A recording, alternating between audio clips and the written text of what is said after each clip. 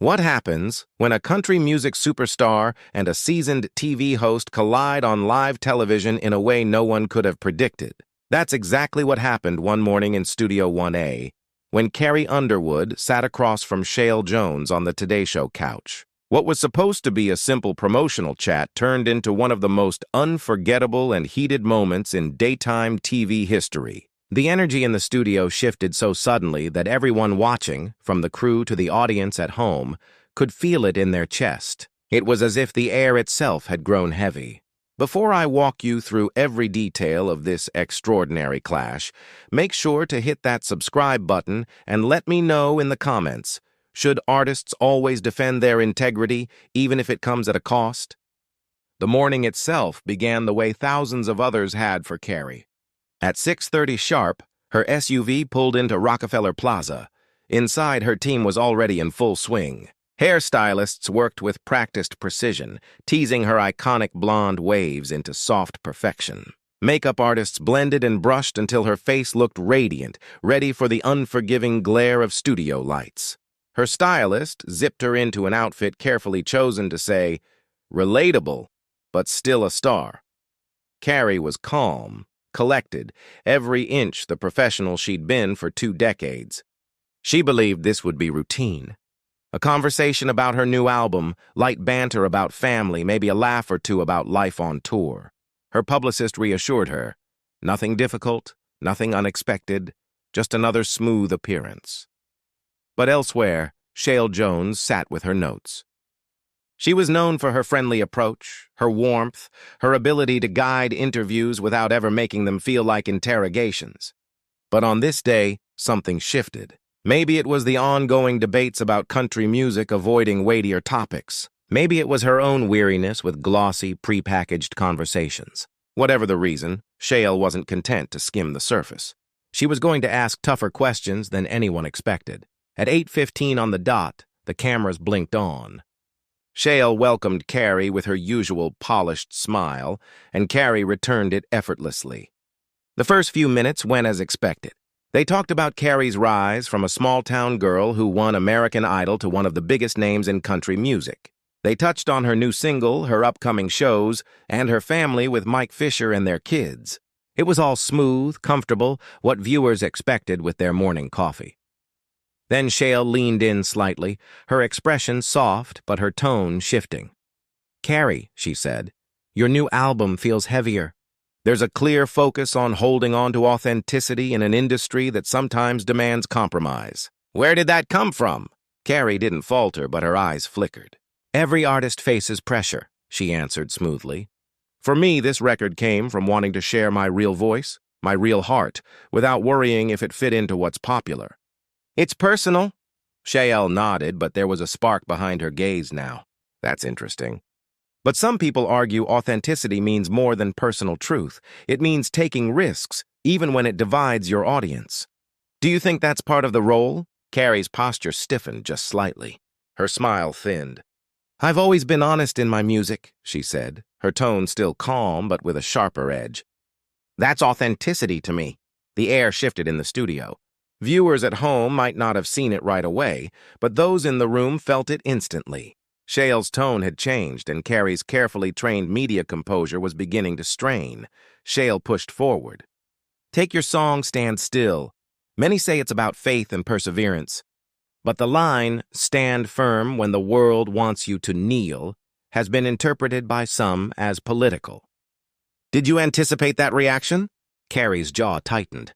Her hands, once folded loosely in her lap, now gripped the couch cushion. "Lyrics are personal. People bring their own experiences to them."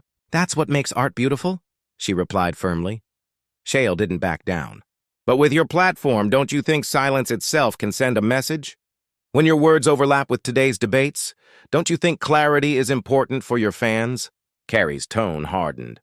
"I came here to talk about my music, my art, and my tour. I'm not here to defend or explain every possible interpretation someone attaches to my work." Behind the cameras, the crew shifted uneasily. Carrie's publicist, standing just off set, looked visibly tense. The conversation had slipped into dangerous territory, and everyone knew it.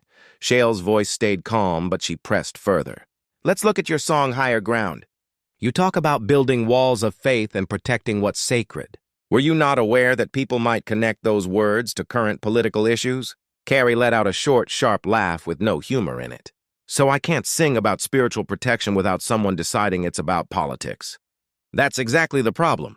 Everything has to be dissected until the real meaning disappears. Higher Ground is about rising above negativity. It's not about immigration policy. Sheinelle kept her gaze steady. I respect that's your intention. But impact doesn't always match intention. When your fans use those lyrics in political spaces, don't you feel a responsibility to clarify? Carrie's composure began cracking. Her voice rose slightly, her breath quickened. My responsibility is to my art and my truth. If I spent my time trying to control every possible misinterpretation, I'd never write again. Sheinelle tilted her head thoughtfully. But songs like No Compromise and Draw the Line do feel more pointed than your earlier work. Wouldn't you agree there's been a shift? Carrie's restraint finally snapped. And what if there has? She shot back, her voice sharp. What if I'm tired of tiptoeing around?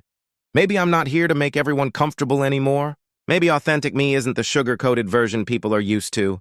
The studio froze. You could hear the hum of the lights overhead, the silence between their words louder than anything else. Producers debated cutting to commercial. Carrie's publicist looked ready to intervene. Sheinelle spoke carefully now. So you're intentionally being more direct. That's a big shift. Direct? Carrie's eyes flashed. Or do you mean confrontational? Because that's what women get called when they refuse to shrink. I've spent 20 years being told to smile prettier, sing softer, never upset anyone. Maybe I'm done with that. Sheinelle's tone softened, but her words carried weight. I'm not questioning your struggles. But with your platform comes influence. Your words matter. They can inspire action. Isn't that worth acknowledging? Carrie stood suddenly, microphone tugging at her dress. And there it is, she said, her voice trembling with anger. The belief that I must censor myself for fear of how someone else might spin my words. I will not carry that burden. Sheinelle raised her hands slightly, staying seated. I'm not asking you to censor. I'm asking if clarity could help your fans. Carrie shook her head, her voice breaking through the tension. This isn't about clarity, Sheinelle. This is a trap. A performance disguised as an interview. I came here in good faith and instead I'm being cornered. Sheinelle tried to hold the line. That's not my goal. I wanted a real conversation about art and responsibility. My fans already get that from my songs, Carrie snapped. They don't need you putting words in my mouth. The studio cameras zoomed closer, capturing the intensity on both faces. Carrie's voice grew louder, sharper. And then you call me privileged? She said, the words shaking in the air. The atmosphere dropped another degree. Carrie's face showed hurt, anger, disbelief all at once. Privileged? For 20 years, every choice I've made has been ripped apart. I've been called too country, too pop, too political, not political enough. My parenting, my marriage, my faith, all judged. And you stand there and call that privilege? Sheinelle opened her mouth, but Carrie cut her off, her voice like steel. Privilege is sitting here and demanding I justify my art to fit your narrative. Privilege is believing your interpretation carries more weight than mine. Carrie ripped the mic from her outfit and thrust it into the hands of a stunned sound tech. I came here to share my music, not to be interrogated. I won't stay here another second. Sheinelle rose finally, her calm slipping as panic touched her features. Carrie, please. We can go back, talk about your tour, your music. But Carrie was already walking off, her heels striking the studio floor like gunshots. She turned once, her voice steady and final.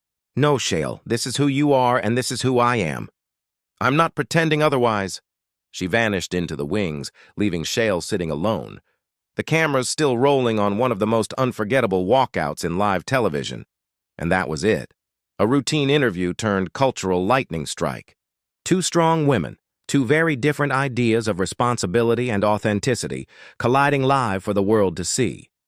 So, do you think Carrie was right to walk away? Or should she have stayed and defended her point of view until the very end?